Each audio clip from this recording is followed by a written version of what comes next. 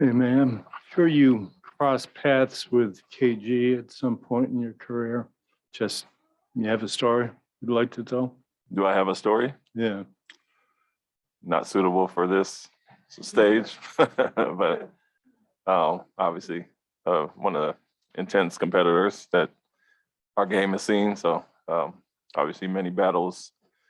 You know, I remember some memorable ones, obviously, but him and Tim Duncan going at it stood out.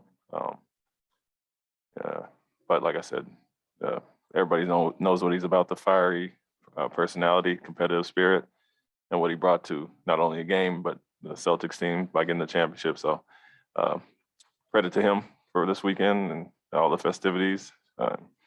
Like I said, some are not suitable for here, but I got plenty of stories, and that competitive side is what stands out to me the most, which is obviously something I'm all about and want to instill with this team. Facing the Pistons for the fourth and final time, what do you take from the first three? I mean, all were close.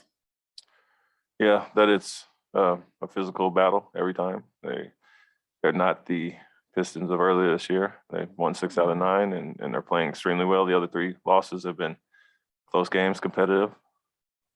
Technically, one was not close, but our young fellows let them back in it late. But like I said, they've improved throughout the season, and getting everybody back healthy. Cunningham, obviously a big piece of that, but the last 2 have been battles. It's 2 bigger teams that play physical and have to get used to that, and offensive rebounds, all the things that they do well.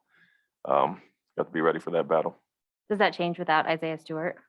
Yeah, somewhat on the glass, but Bagley's there now, so that's helped them in that regard. Olynyk has done well, and then they have big wings that have hurt us. Bay got a late tip in, the game before All-Star break, so it's a full team effort, and that's one of the things they do really well. So not just Stewart being gone, but the physicality overall, defensively on the glass, attacking the basket is what really stands out and why they've made some strides lately. And then any update on Aaron? No, nothing new. Still, like I said, it's not exactly day to day. So you'll get the treatment and ramp up with the workouts when available too. But it's all about swelling and the pain and coming back 100% when he's ready. Sounds good. Thanks. So.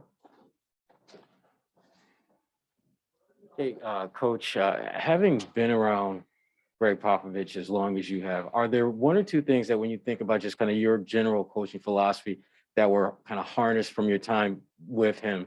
And if so, what are those couple things? Defense and unselfishness. And those stand out, pretty simple principles, but he's a defensive minded guy. I was as a player, and so part of the reason he brought me there. But that fundamental defensive side that every Spurs team had.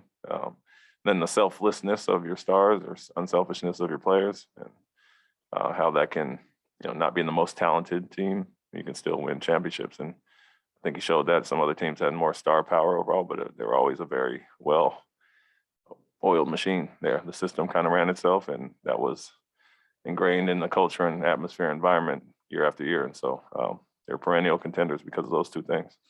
We talk about those type of aspects as far as being important, but how do you convince players at various stages of their career to buy into that? Because it seemed that it didn't matter who joined the Spurs family. They figured out real quick that this is how it has to be. Yeah, a lot is trickle down effect from your superstars. And, when Tim is a guy that I played with, obviously, and, I've said it many times, he's the most selfless superstar I've ever been around. And when you see him doing it, see him leading by example, leading the way every summer, and all the habits that he formed, everybody just falls in line with that. And so you get your guys to buy in, the main guys usually that have the burden, have to carry that load, but they can do it other ways. It starts to trickle down on the team and breeds unselfishness with throughout the group. And so that was the case in San Antonio. And here, for example, we've talked about Jason and Jalen and buying into that. And as you can see, it's kind of resonated with the group. Wrap it up right there. Thanks, Coach. Thank you.